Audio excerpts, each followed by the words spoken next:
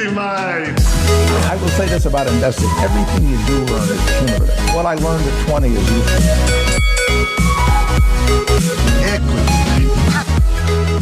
Welcome to another episode of the Equity Mates Summer Series. Over 12 episodes, we're deep diving into some of the most exciting, interesting, and well-known companies from both here in Australia and over in the US. In some instances, we'll be hearing directly from the CEOs to give you first-hand insight into their companies. My name is Bryce, and as always, I'm joined by my equity buddy, Ren. How's it going? I'm very good, Bryce. Bit of a delay there. What's going I on? thought you were about to say something about our recording equipment. Reception's not great over that side of the desk. Yes. No, I'm good. I'm excited. This is a company that is an Aussie success story come good. Love to see it. You love Australian companies listing in the US. I mean, you love them listing in Australia because Preferably here. they're local and traditionally that's all we could invest in.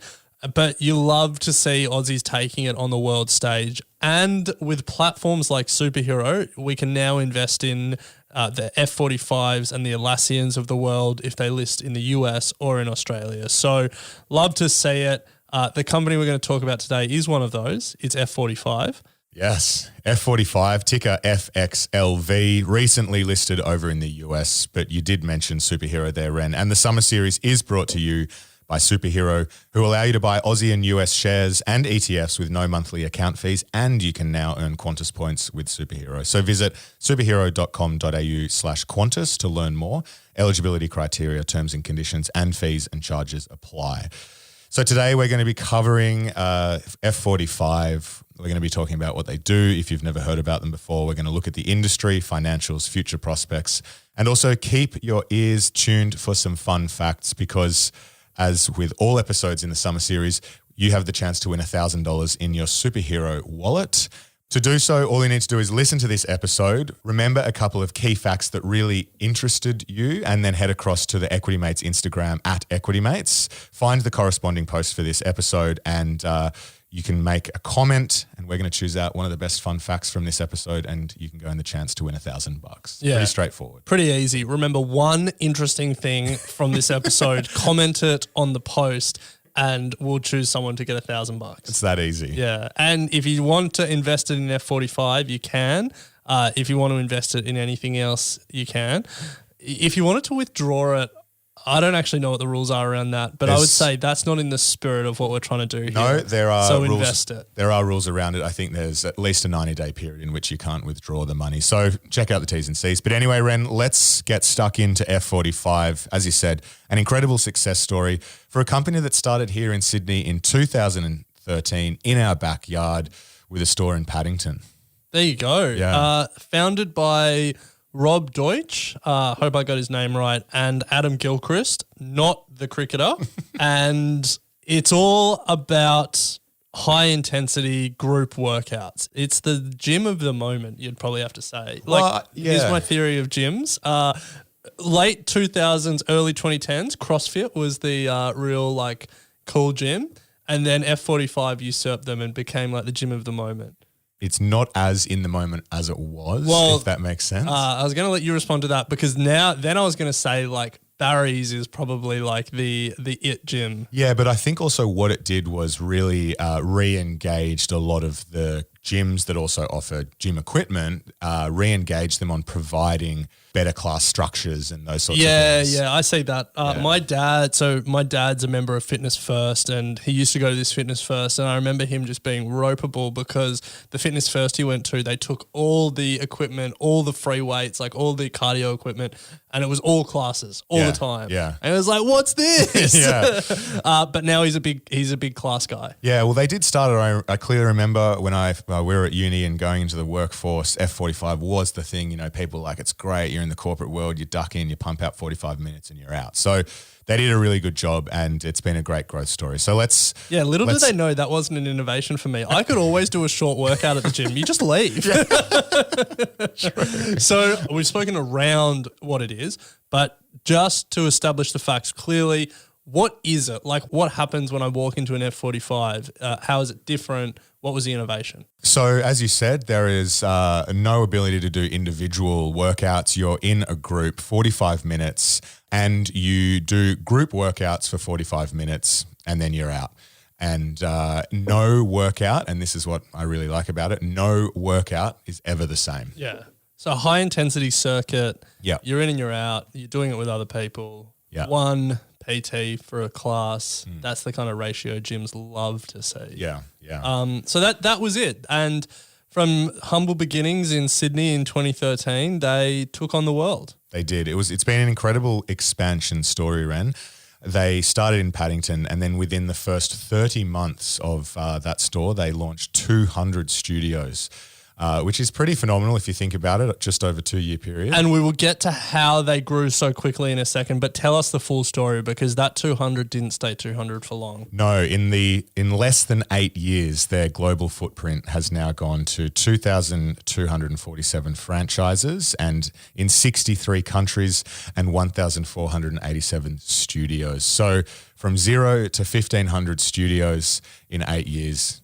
Incredible growth. Incredible growth. There's a few things to unpack there. Let's start with a term you said, and then let's reconcile those numbers because they don't make sense. Yeah. Franchises. So this is a franchise business. Yeah. And for people who are unfamiliar, think of like a McDonald's or a KFC, a Subway. Fast food is generally the easiest example to play in. There's a brand, there's a company, the franchisor that owns the brand, I guess, that is the parent company, and then individual investors buy franchises and become franchisees, and they operate each individual store. So your local Macca's, it's very unlikely is owned by the McDonald's Corporation. It's much more likely it's a everyday investor that spent the 150K up front and the $1 million a year or whatever, I don't know what the numbers are for McDonald's, to get the license to operate a McDonald's in that area. That's the franchise model, and F45 have done it with gyms. They're not the first gym to become a franchise. They won't be the last, but they have basically created the concept. Then they went to other gym operators, other investors and said, do you want to license this concept? We'll give you, workouts, IP, branding, marketing, support, all this stuff, train your staff, all that. And you can be an F45 gym in your local area. All you've got to do is pay us a heap of cash. Speaking of a heap of cash, F45 franchises sell for a minimum of 50 grand. Buyer is required to spend another 100,000 or so on equipment, and then there's monthly costs ongoing. However, looking at the S1 or the prospective over in the States, the average setup cost is about $315,000. So it's not insignificant. They do harp on about the return on that and the free cash flow that you get from it. It's not a small amount of change, but the setup costs are lower than your traditional gym. As we know, F45, you're not having to buy all the equipment and multiple racks and all those sorts of things. A lot of it is focused on bodywork and that sort of stuff. Someone's going to slide into your DMs and say it's a prospectus, not a perspective. So what did I say, perspective? Just want to establish here that he knows and you don't have to DM him. Thanks, got my background. Through this episode, we'll talk about like the merits of a franchise business and stuff like that, because when you're analyzing it, thinking about the gym and the success of the gym is only half the story.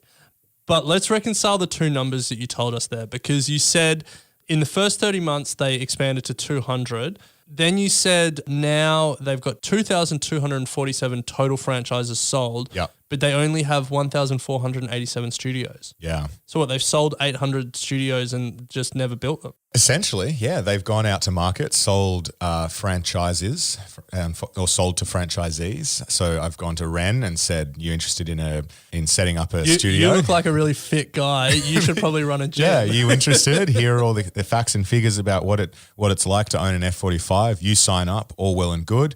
But you still then need to go out and find the actual location for the studio. You need to probably quit your full-time job, tell your wife that you're going to do that, break that news. COVID hits. So it's not like you just walk into a fully formed studio that F45 have set up for you. You buy the franchise and then you actually have to set up the studio. So that's why there's the differences here.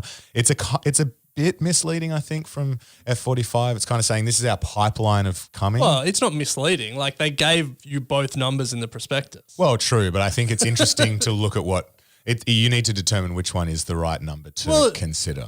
Yeah, okay. You know what I mean? I do, but I also think that's a bit harsh. Both numbers are important. And both numbers, so basically 1,487 gyms in operation, they will be paying annual or monthly licensing fees and they probably have to give a percentage of profits or a percentage of revenues back to the company. And so that 1,487, if you're thinking of investing, you can model out what those numbers look like. And then you say 2,247 gyms have been sold. So the difference there is about 800. They've probably paid the upfront component already. You probably model how long it will take for them to come online. I'm sure the company's given some guidance on that. And then you add that to your model in terms of what that means. So you have a view of what the pipeline is going to be. The big thing for me that stood out in that number is that having 1,400 gyms in operation and having 800 sold in your pipeline feels like a pretty heavy pipeline. Like if you find that some of your assumptions about how many gyms you could sell in a certain area, a certain city were wrong, if you find that different countries didn't take to the concept, I don't know where those 800 are, but it's a pretty heavy pipeline to operating store ratio, I would think. What you're trying to say is of those 800, how many are going to be, what percentage is going to be a success versus Or like, what's do they not? cannibalize existing ones and make existing ones? Like, it feels like there's some risk inherent in that pipeline. You wouldn't assume that all 800 are just going to be profitable from day one. Course. And Well, I like that word risks because, you think about the longevity of these businesses, and there's no doubt in the health and fitness space in gyms, it's a reasonably low barrier to entry industry. So the question is, how do F45 think that they differentiate themselves from the rest? Speaking of low barrier to entry, that just reminds me, a couple of years ago, down in Potts Point, F45 set up, King's Cross F45 set up, and it was pumping, booming. It's set up across the road from a Fitness First and from a, what's the other 24 gym? 24. Anytime Fitness. Yeah. So pretty competitive as it is. Yeah. 2 years later, Barry's Boot Camp, bang, right next to it. Yeah. And F45 not going so well Really? anymore. Just visually, and I'm only basing this from walking past and having a look at it, but Barry's has certainly taken what I would imagine a lot of those customers. Yeah. Just given the area and that sort of stuff. But yeah. Yeah, so low barriers to entry. This is probably a good point to talk about the benefits and risks of a franchise model, is that King's Cross F45 might not be doing so well, but as F45, the parent company, they care. They obviously care. But at the same time, how much do they care? Because that King's Cross franchisee still has obligations to pay X amount of fees a year. There's probably also a percentage of revenue, so that how well it goes will affect what it pays back to the parent company. Like franchisors, like the parent companies, can do very well from underperforming franchisees because there's just obligations that you have to pay a certain amount.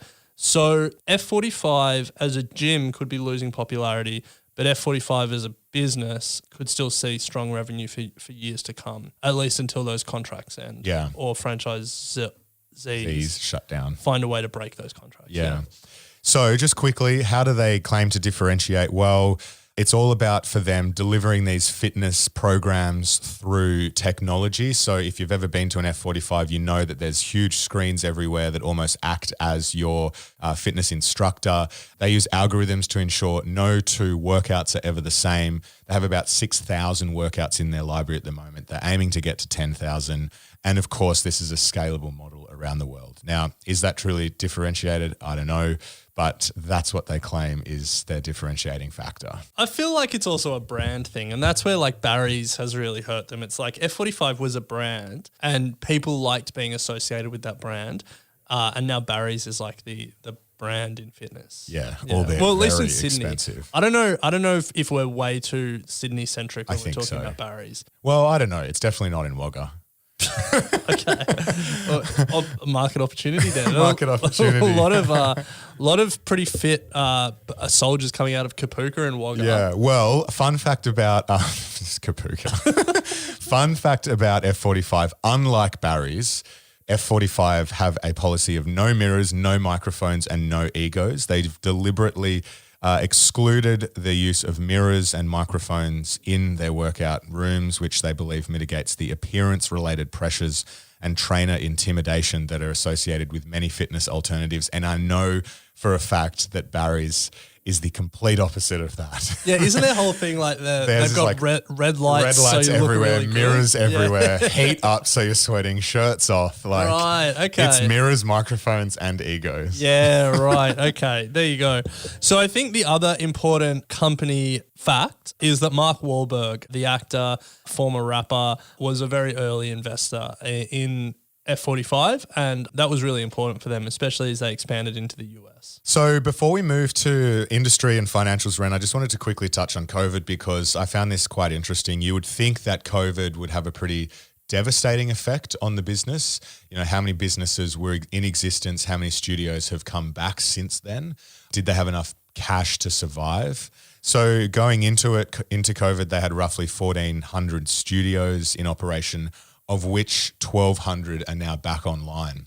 So pretty interesting, but not only that, they still managed during COVID to sell an additional 355 or to open an additional 355 new stores. So I would say that's pretty resilient. Only 200 not back online. I don't know, I think hopefully so. not 200 of the best, but I would have expected that percentage to be far greater. I feel like pretty resilient business. I feel like gyms, and again, this is just local bias, but like in Sydney, it feels like they navigated it pretty well. We saw basically everyone just take equipment and go outside and keep training, and then Right. they all seem to have come back pretty strongly. So I'm sure there will be some harms, but COVID and like a total shutdown of gyms was the worst possible outcome. You couldn't have thought of something worse, and they navigated pretty well.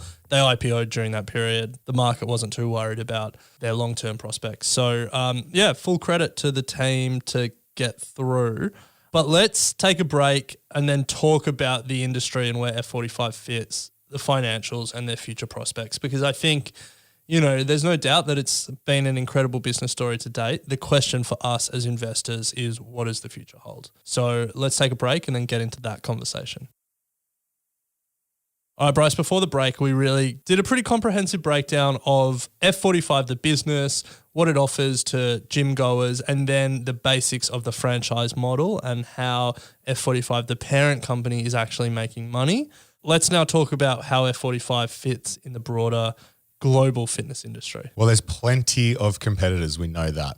They've really brought interest and a lot of excitement around that class-only approach. And so competitors such as Orange Theory, which I've had firsthand experience with, a great workout, Peloton, which I haven't, but it's that class workout. There are many others, but that class-only, high intensity, short period of time, that space in the industry is pretty hotly contested with more and more competitors, it seems, coming on to the space. So Peloton have an advantage in that they are that at-home exercise, but arguably F45 feels a bit like a stronger business in the group class sense. There's so many competitors. Yeah. So let's, many. like globally, the global gym industry is worth about $100 billion. If you then narrow that down slightly to like fitness clubs, 87 billion. I don't know what you really exclude there. I guess like the Pelotons of the world. If we go to Australia, it's estimated annual revenue of about $1.4 billion in Australia from the gym industry, about 3,500 gym businesses. What would you guess is the biggest market share in Australia in terms of gyms? Who has it? Who has it? Fitness First. Second? They are second. They are second, yeah.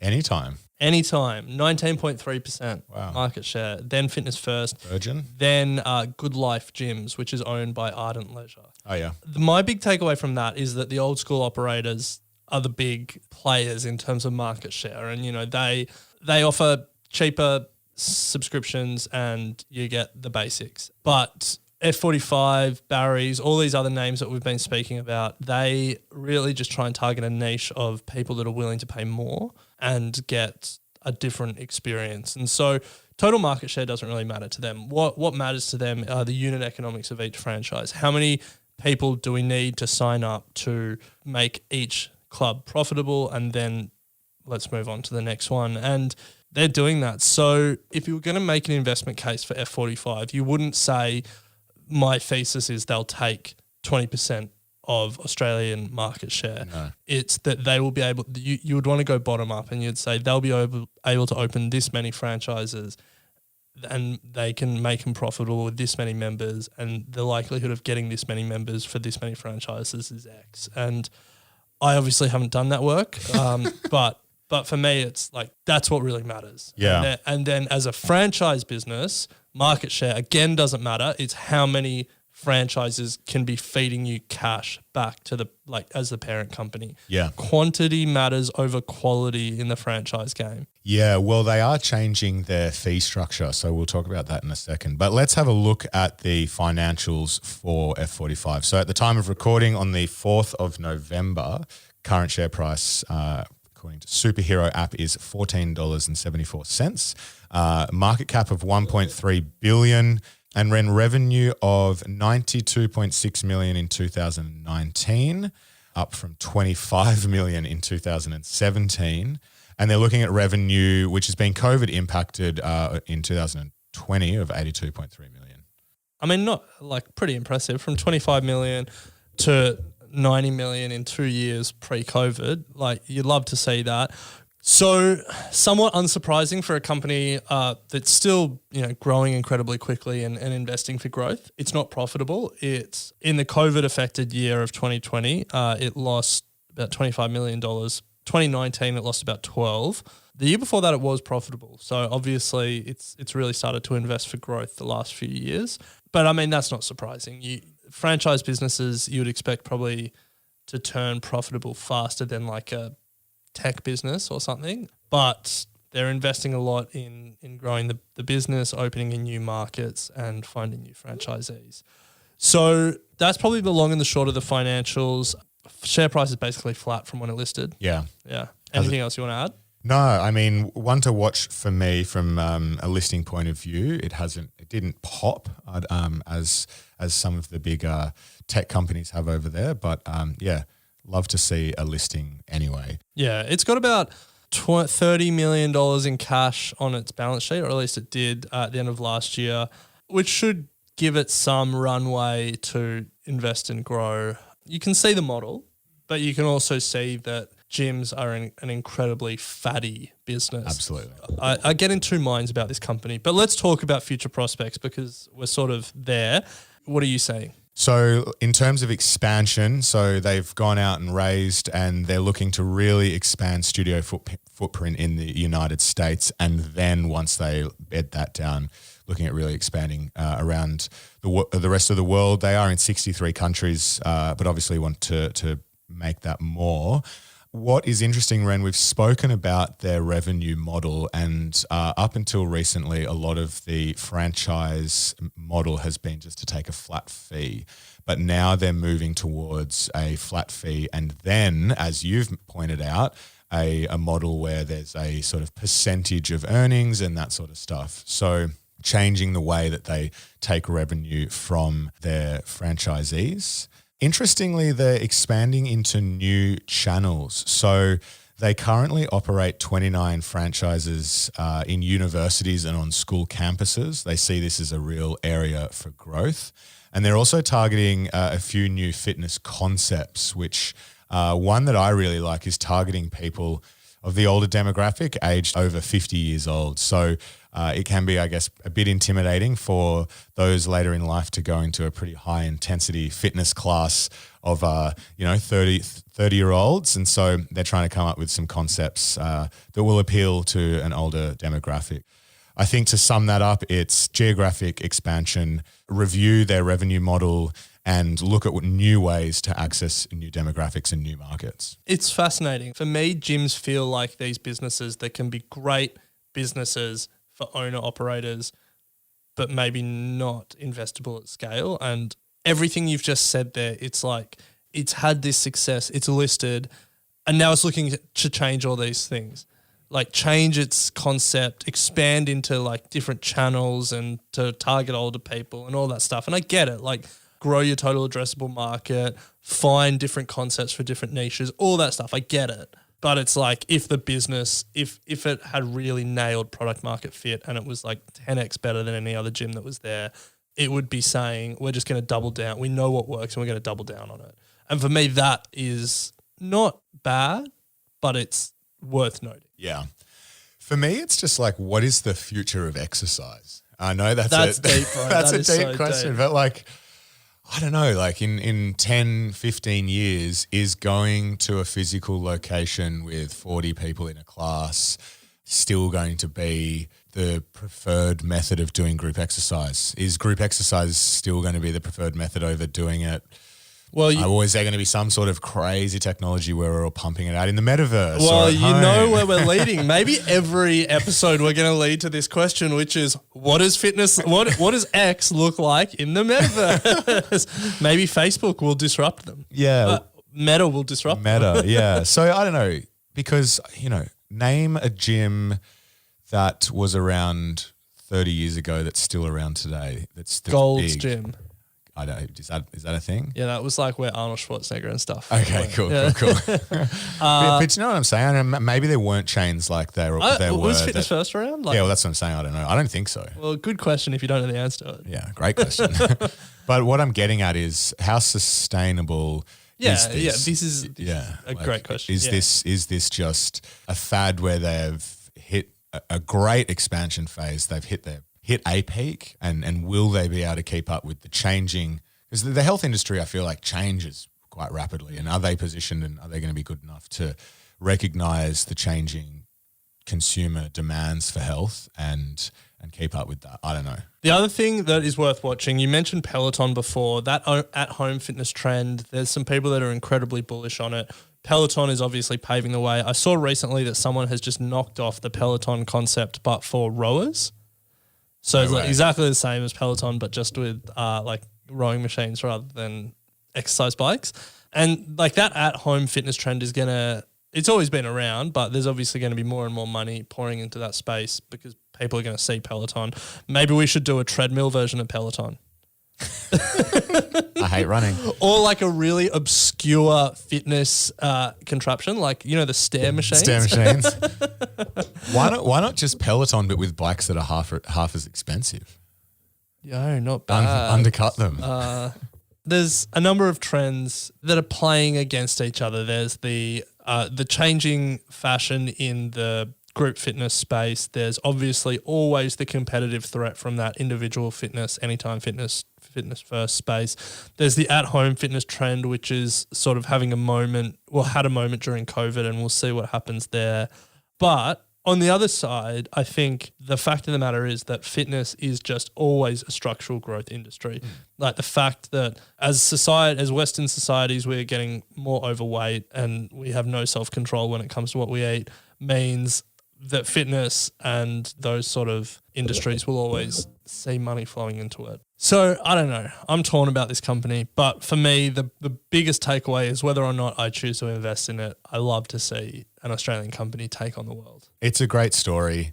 Congrats to the co-founders who managed to, in 8 years, go from a gym in Paddington to 2,400 franchises around the world and listing on the NASDAQ. Epic experience, epic story. I think it listed on the New York Stock Exchange. Oh, New York Stock Exchange. Yeah.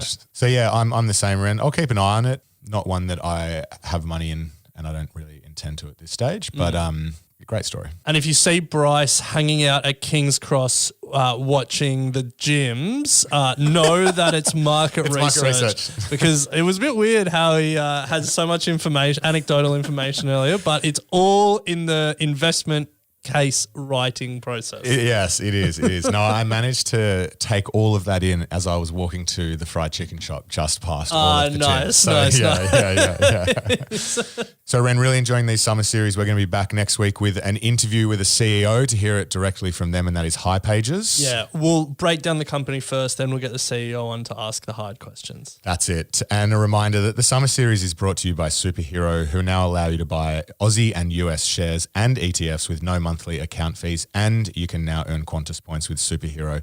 Visit superhero.com.au/Qantas to learn more. Eligibility criteria, terms and conditions, and fees and charges apply. Remember, take your favorite fact from this episode, head across to the Equity Mates Instagram page at Equity Mates, jump onto the corresponding post for this episode and leave a comment with your favorite fact and go in the draw to win $1,000 for a Superhero wallet. which we will announce at the end of this week. And no one can take their favourite fact as Bryce creeps outside gyms in King's Cross, because that's my favourite fact and I will be commenting on it. and it's also not a fact. It's fiction. But Ren, always a pleasure chatting stocks, having a great time. We'll pick it up next week. Sounds good. Equity Mates Investing Podcast is a product of Equity Mates Media. All information in this podcast is for education and entertainment purposes only. It is not intended as a substitute for professional finance, legal, or tax advice. The hosts of Equity Mates Investing Podcast are not financial professionals and are not aware of your personal financial circumstances. Before making any financial decisions, you should read the product disclosure statement and, if necessary, consult a licensed financial professional. Do not take financial advice from a podcast. For more information, head to the disclaimer page on the Equity Mates website, where you can find ASIC resources and find a registered financial professional near you. In the spirit of reconciliation, Equity Mates Media and the hosts of Equity Mates Investing Podcast acknowledge the traditional custodians of country throughout Australia and their connections to land, sea, and community. We pay our respects to their elders past and present and extend that respect to all Aboriginal and Torres Strait Islander people today.